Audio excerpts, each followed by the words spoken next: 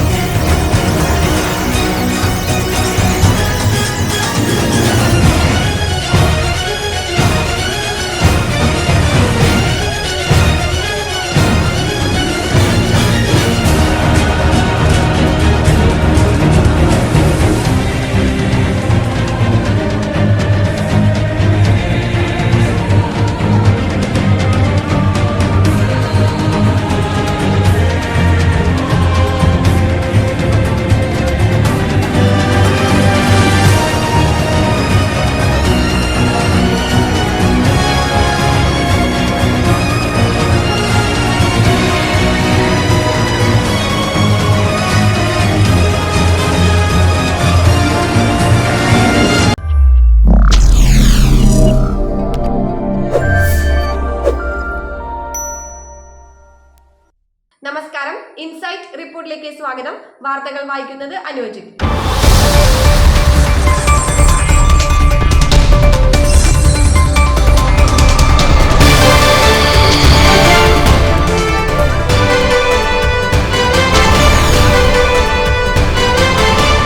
എറണാകുളം അങ്കമാലി അതിരൂപതയിലെ പള്ളികളിൽ ജൂലൈ 3 മുതൽ ഏകീകൃത കുർബാന നിർബന്ധമാക്കിയുള്ള സീറോ മലബാർ സഭ മേജർ ആർച്ച് ബിഷപ്പിന്റെയും അഡ്മിനിസ്ട്രേറ്ററുടെയും സർക്കുലർ അതിരൂപതയിലെ ബഹുഭൂരിപക്ഷം പള്ളികളിലും വായിക്കാതിരുന്നതിനാൽ സിനഡ് അനുകൂല സംഘടനകൾ പ്രതിഷേധിച്ചു.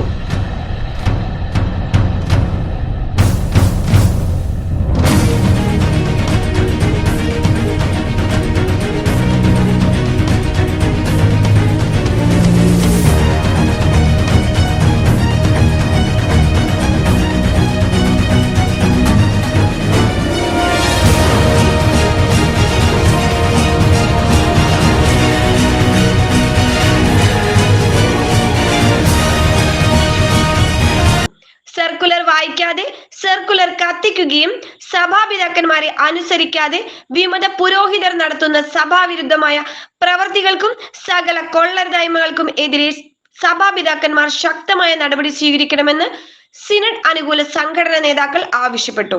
നിരന്തരമായിട്ട് ഞങ്ങളുടെ പള്ളിയിൽ എനിക്ക് ഉൾപ്പെടെ എതിരെ അച്ഛൻ ഞങ്ങളുടെ അടുത്ത സ്റ്റേഷനിൽ പരാതി കൊടുത്തിട്ടുണ്ട്. വ്യാജ പരാതിയാണ്. ഞങ്ങൾ അച്ഛനെ കൈയും താലും കല്ലുപിടിക്കാൻ പോയെന്ന് പറഞ്ഞ അച്ഛൻ വ്യാജ പരാതിയാണ് കൊടുത്തേക്കുന്നത്. അതുകൂടാണ്ട് ഇന്നലെ സർക്കുലർ കത്തിക്കുന്നവരൊരു ആഹ്വാനം ചെയ്തായിരുന്നു. അപ്പൊ അതിനുവേണ്ടി അവര് തലേദിവസം ശനിയാഴ്ച അവര് അച്ഛൻ്റെ ഒഫീഷ്യലായിട്ട് പള്ളിയിലൊരു മീറ്റിംഗ്, ശരിക്കും പള്ളിയുടെ സംഘടനയുടെ മീറ്റിങ്ങിന്റെ ഒഫീഷ്യലായിട്ട് അത് പള്ളി വിളിച്ചു പറഞ്ഞാണ് കൂടാറുള്ളത്. ഇത് അങ്ങനെയല്ല അവർ ചെയ്തത്. അച്ഛന്റെ കൂടെ നിൽക്കുന്നത് എന്ന് വെച്ചാൽ പള്ളിയായിട്ട് ബന്ധപ്പെട്ട് ഗുണം കിട്ടുന്ന അച്ഛന്റെ കുറെ സംഘടനകളുണ്ട്. ഇവരെ എല്ലാവരെയും ഒത്തൊടിച്ചുകൊണ്ട് ഇവരൊരു മീറ്റിംഗ് കൂടി കത്തിക്കാനുള്ള തീരുമാനം വന്നു.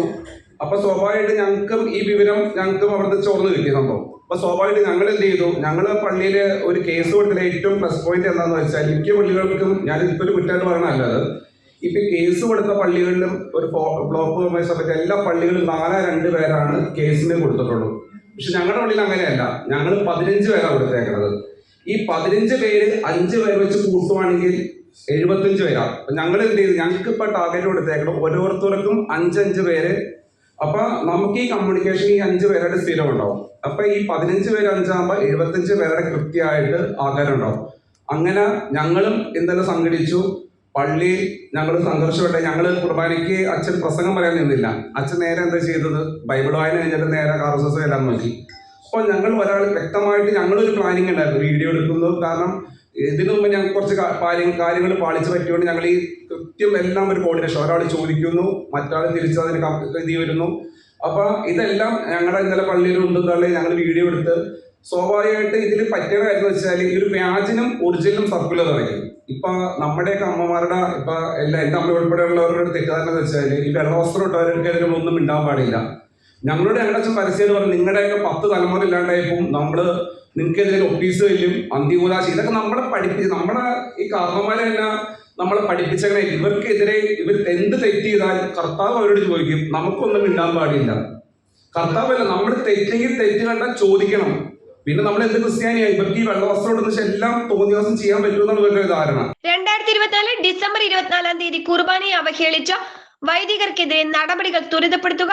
മേജർ ആർച്ച് ബിഷപ്പും അപ്പോസ്തോലിക് അഡ്മിനിസ്ട്രേറ്ററും ഒരുമിച്ച് ജൂലൈ 3 തീയതി സെന്റ് മേരീസ് കത്തീഡ്രൽ ബസിലിക്കയിൽ ഏകീകൃത ബലിയർപ്പിക്കുക. എറണാകുളം അങ്കമാലി അതിരൂപതയിൽപ്പെട്ട മെത്രാൻമാർ ജൂലൈ 3 തീയതി ഏകീകൃത ബലിയർപ്പിക്കുക എന്നീ ആവശ്യങ്ങൾ ഉന്നയിച്ചുകൊണ്ട് സിനഡ് അനുകൂല സംഘടനകൾ ശക്തമായ സമരവുമായി മുന്നോട്ടു പോകുമെന്ന് ഇൻസൈറ്റ് റിപ്പോർട്ടിനോട് പങ്കുവച്ചു. ഏകീകൃത കുർബാനയ്ക്ക് എറണാകുളം അങ്കമാലി അതിരൂപതയിൽ നടപ്പിലാക്കുന്നതിന് വേണ്ടിയുള്ള വിശ്വാസികളുടെ ഒരു സംഗമമായിരുന്നു ഇന്ന് നടന്നത്. ഇത് പ്രത്യേകിച്ച് ഒരു ഗ്രൂപ്പിൻ്റെയോ ഒരു സംഘടനയുടെയോ മേൽവിലാസത്തിൽ നടന്നതല്ല. ഇത് 31 മാസങ്ങൾക്ക് മുമ്പ് എറണാകുളം അങ്കമാലി അതിരൂപതയിലും കൂടി നടത്തപ്പെടേണ്ടതായ ഏകീകൃത കുർബാനക്രമം നടത്തണമെന്ന് സിനഡ് തീരുമാനിച്ചിട്ട് സിനഡിൻ്റെ ഭാഗത്തുനിന്ന് യാതൊരുവിധ പ്രവർത്തനങ്ങളും ഉണ്ടായില്ല. ലേഖനങ്ങൾ മാറി മാറി വന്നു എന്നുള്ളതല്ലാതെ പ്രവർത്തനങ്ങളൊന്നും ഉണ്ടായില്ല. അപ്പോസ്തോലിക് അഡ്മിനിസ്ട്രേറ്ററായിരുന്ന കരിയിൽ മെത്രാനെ മാറ്റി. പിന്നീട് വന്ന് 15 മാസം ഉണ്ടായിരുന്ന താഴത്തെ മെത്രാൻ പോലീത്ത യാതൊന്നും കാര്യങ്ങളും ചെയ്തില്ല. അത് കഴിഞ്ഞ് വന്നിരിക്കുന്ന ബോസ്കോ പുത്തൂരും ഇതുവരെയും വിശ്വാസികൾക്ക് അനുകൂലമായി ഏകീകൃത കുർബാന നടപ്പാക്കുന്നതിന് വേണ്ടിയുള്ള യാതൊരുവിധ പ്രവൃത്തികളും നടത്തിയിട്ടില്ല. നടപടികളെന്ന് പറയാത്തത് പ്രത്യേകിച്ച് എടുത്തു പറയാത്തതാണ്. നടപടികളാണ് നടത്തേണ്ടതെന്ന് പറയുമ്പം അവർക്കെതിരെ നടപടി സ്വീകരിക്കണം എന്നുള്ള അർത്ഥത്തിലല്ല. കുർബാന എങ്ങനെ നടക്കും? ഇന്നലത്തെ ലേഖനം വായിക്കാത്തവരിൽ എന്ത് നടപടി എടുത്തു? 49 മെത്രാന്മാർ ജനുവരിയിൽ കൊടുത്ത ഇടയലേഖനത്തിന് എന്ത് സംഭവിച്ചു? അത് അംഗീകരിക്കാത്തവരെ, അത് വായിക്കാത്തവരെ, അത് പള്ളിയിൽ വായിക്കാത്തവരെ എന്ത് ചെയ്തു? എന്തെങ്കിലും ചെയ്തോ?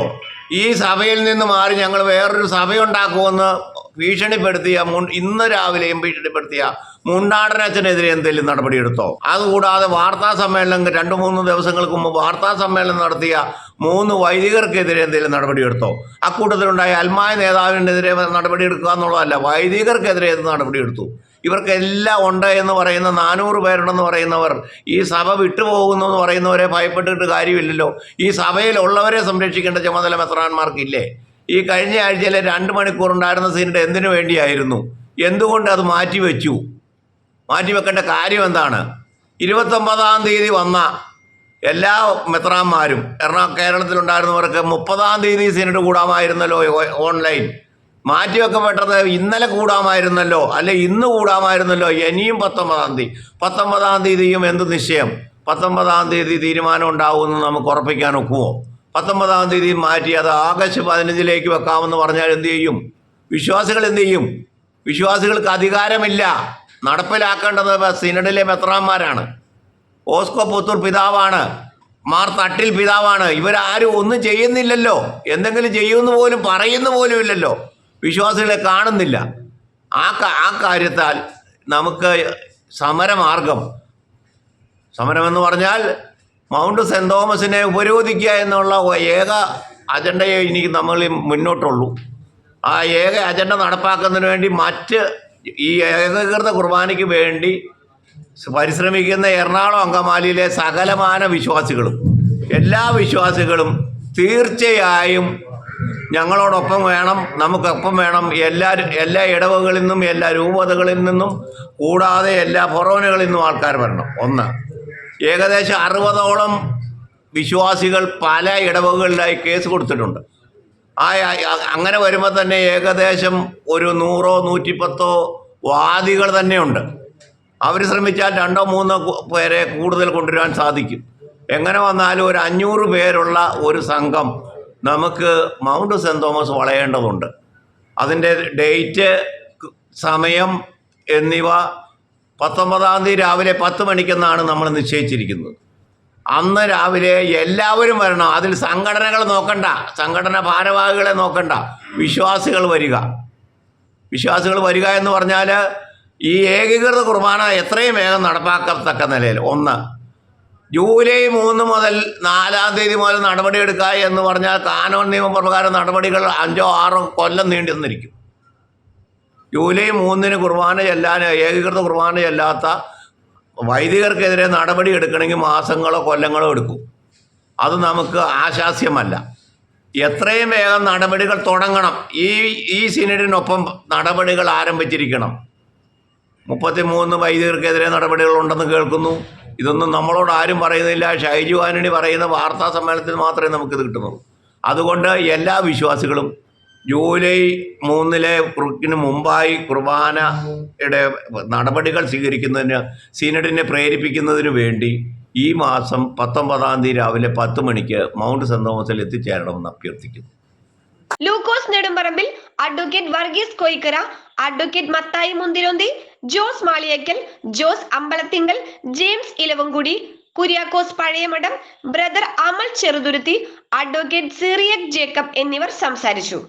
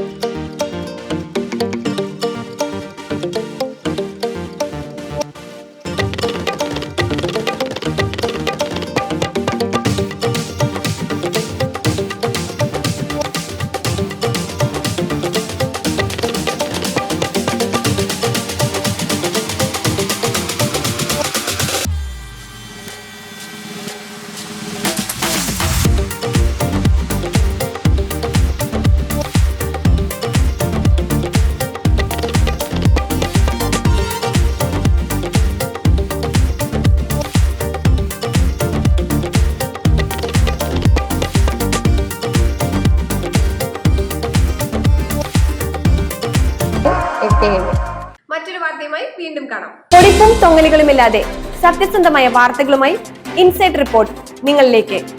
ചാനൽ ഫോളോ ചെയ്യുക.